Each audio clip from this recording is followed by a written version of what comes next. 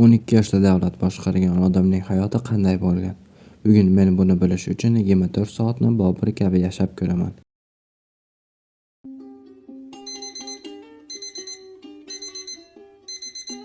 Ertalab 5:30 da uyg'ondim.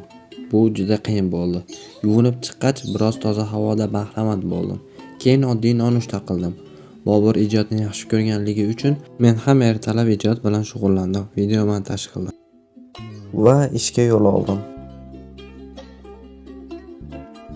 Bugun ataylab to'q yashil kiyim kiydim, chunki Bobur shu kabi ranglarni ko'proq kiygan deyshadi.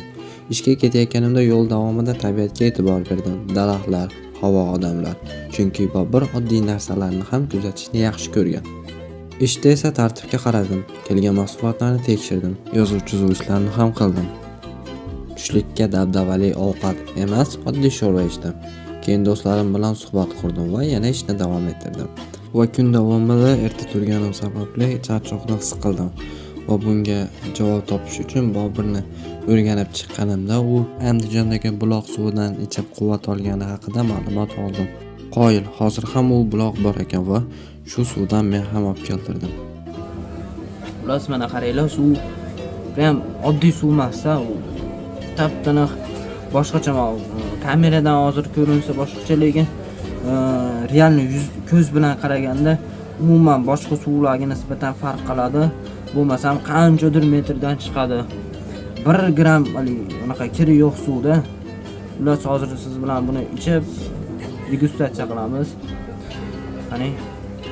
Bismillah.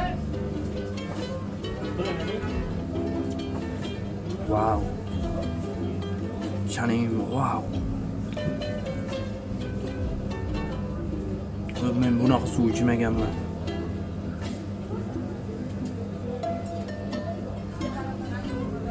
Wow, tamam.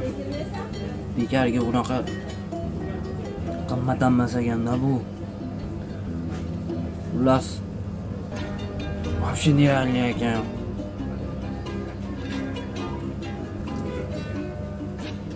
Xullas Bobur shu suvdan ichib quvvat olgan ekan. Bu albatta hazil, bu oddiygina suv. Ishni tugatgach, kechga yaqin esa biroz sayr qildim. Uyga qaytgach, bu safar biroz hashamatliroq ovqat yedim. Chunki Boburning kechki ovqatlari ko'pincha bazm va suhbatlari bilan o'tgan deb o'ylayman. Kechasi musiqa eshitdim. Va kunimiz oxirini kundalik yozish bilan tugatamiz. Xuddi Bobur kabi bizda daftar bor. Ruchka topolmaganim uchun qoshiq ishlatishga qaror qildim.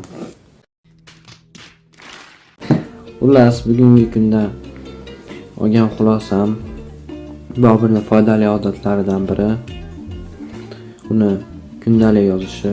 Kundalik yozgani sababli biz buni bugun qanday kun o'tkazganini batafsil bilib oldik.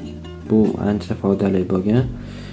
U har narsani sinchkovlik bilan xulosa bilan yozib chiqqan, o'zini umumiy xulosalarini yozib chiqqan. Bu tarix uchun ancha foydali ish bo'lgan. Va uning yana bir foydali odati men uchun uni erta turgani. Men erta turib, xullas oldin 7:30 da turardim. 7:30-8 da darja. Meni ish vaqtim 8 da bo'lgani uchun shunda turardim-da shoshilib ishga ketardim. Bu miya uyg'onishi bilan stress, kech qolyapsiz, miyaga sразу stress uriladi. To'da shu bilan kun nima deydi? Ne akkuratni boshlanardi. Xullas hozir soat 5:30 da uyg'ondim. Bemalol, miya xotirjam. Shu bilan kun menimcha yaxshi, stresslarsiz boshlangani, kun davomida ham yaxshi o'tkazilgani sezildi menda. Va mening xulosam umumiy xulosam Bobur kunini intizom bilan va dabdabasiz, o'sha oddiylik bilan, misol qirol bo'lsa ham oddiylik bilan o'tkazgan va hamma narsaga e'tiborli va sinchkovlik bilan o'tkazgan. Xulosam shu.